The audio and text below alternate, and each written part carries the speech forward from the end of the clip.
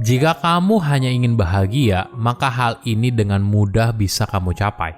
Tapi jika kamu berharap lebih bahagia daripada orang lain, ini yang sulit. Karena kita selalu punya anggapan kalau hidup orang lain lebih bahagia. Wajar saja jika kamu merasa tidak bahagia. Kekayaan dan kebahagiaan adalah dua sisi dalam satu koin. Apa yang kamu miliki dan apa yang kamu harapkan atau butuhkan. Contohnya begini. Setiap orang punya kondisi hidup yang berbeda. Berapa banyak uang yang mereka miliki, di mana mereka tinggal, dengan siapa, dan sebagainya. Tapi di luar kondisi hidupmu sekarang, ada yang namanya kebutuhan dan keinginan. Kebutuhan adalah sesuatu yang kita perlukan untuk menunjang hidup. Makanan, tempat tinggal, pakaian, dan sebagainya. Keinginan adalah sesuatu yang menjadi aspirasi hidup kita.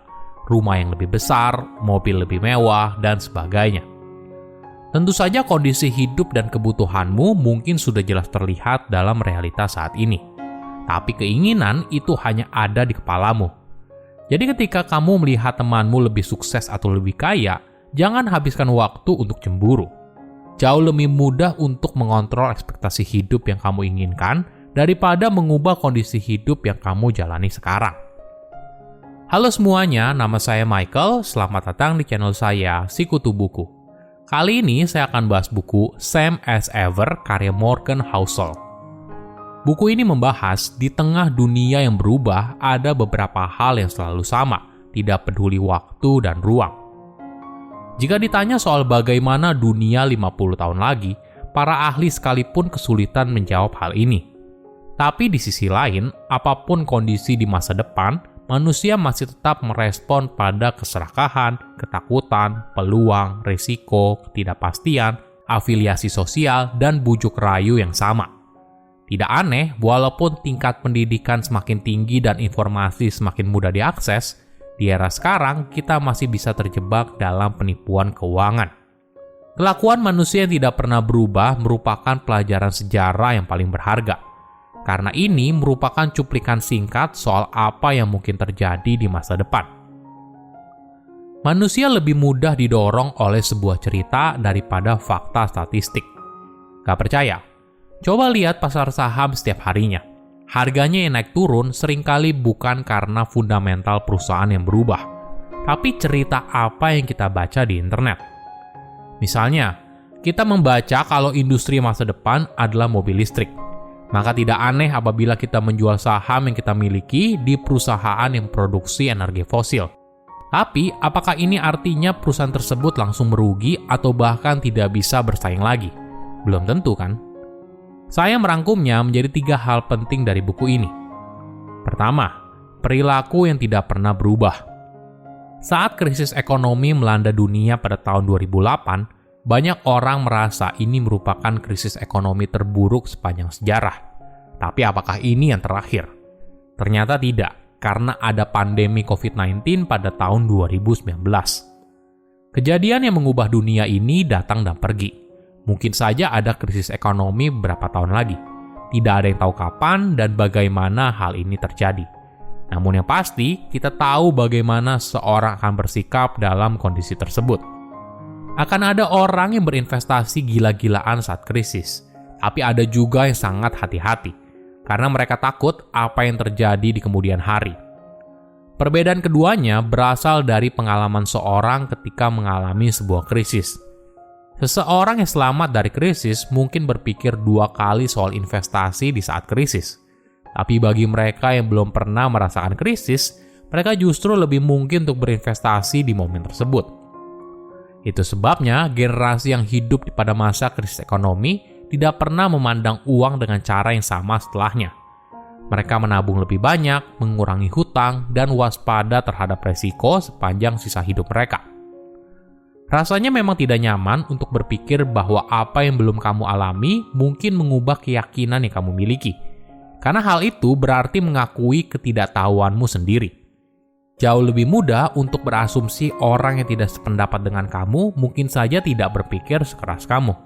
Jadi lebih baik fokusnya bukan pada khawatir soal berita yang ada di internet, tapi lihat bagaimana kamu dan orang sekitarmu bereaksi. Apa respon yang mereka ambil? Jika kamu bisa mengontrol bagaimana kamu bersikap, maka tidak peduli betapa banyak peristiwa yang muncul dan tenggelam dalam hidupmu, kamu pasti akan selamat. Kedua, apakah masa lalu lebih baik? Kenapa orang suka nostalgia dengan masa lalu? Apakah beneran lebih baik daripada masa kini? Mungkin kamu pernah dengar ungkapan, "Piye kabare, isi penak zamanku toh?" Ada contoh yang menarik di Amerika Serikat. Generasi baby boomers yang lahir pertengahan 1940-an hingga pertengahan 1960-an. Dan juga orang tuanya seringkali menganggap tahun 1950-an sebagai masa keemasan.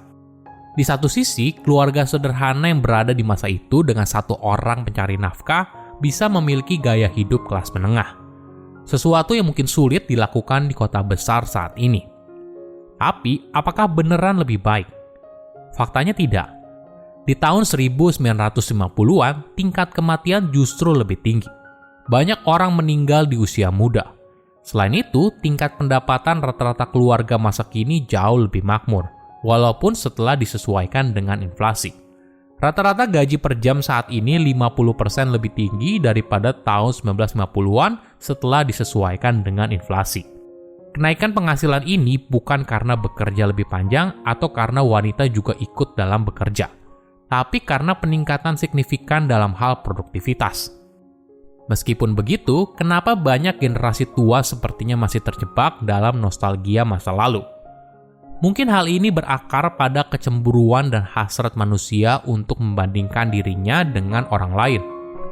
Pada tahun 1950-an, gap ekonomi antara kamu dan kebanyakan orang tidak begitu lebar. Wajar saja, saat itu dunia baru selesai menghadapi Perang Dunia Kedua dan distribusi gaji masih tidak terlalu jomplang. Hanya sedikit kalangan yang hidup dalam kemewahan pada tahun 1950-an. Namun semua berubah pada tahun 1980-an. Amerika Serikat mulai mengubah struktur pajak mereka dan berbagai perubahan lainnya, sehingga menciptakan kalangan konglomerat baru, sebuah gaya hidup yang menjadi acuan banyak orang. Apa yang masyarakat lakukan? Mereka melihat sekeliling, lalu melihat orang lain yang hidupnya jauh lebih baik daripada mereka. Hal ini lalu membuat mereka cemburu dan marah. Nah, di era sekarang, jurang ekonomi terlihat semakin lebar karena media sosial. Kita bisa melihat orang yang usianya lebih muda tapi hidupnya jauh dalam kemewahan. Alhasil, kita membandingkan hidup biasa aja yang kita jalani sehari-hari dengan kehidupan orang lain yang sudah dipilih sedemikian rupa untuk menggambarkan kesuksesan hidup yang sudah mereka raih. Ada yang masih muda tapi sudah jadi CEO dari skincare yang dibuatnya. Lalu pamer mobil mewah, rumah besar, dan sebagainya. Jadi tidak aneh jika dibilang ekonomi saat ini bagus dalam menciptakan 3 hal.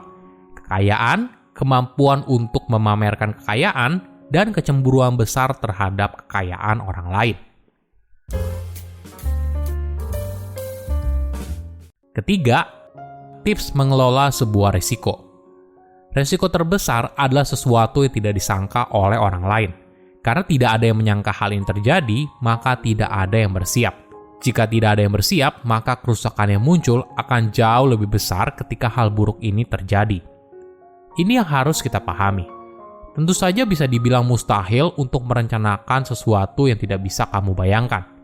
Tapi mungkin kita perlu melihatnya dari sudut pandang yang lain. Penulis mencontohkan bagaimana negara bagian California memandang sebuah gempa bumi. Mereka tahu kalau akan ada gempa bumi yang besar, tapi mereka tidak tahu kapan, di mana, dan seberapa besar. Jadi apa yang dilakukan? Kita bisa menyiapkan tim cepat tanggap gempa bumi. Selain itu, kita juga bisa membangun gedung yang mampu bertahan menghadapi gempa yang mungkin saja tidak akan muncul bertahun-tahun kemudian. Pelajarannya adalah kita berinvestasi pada persiapan, bukan prediksi.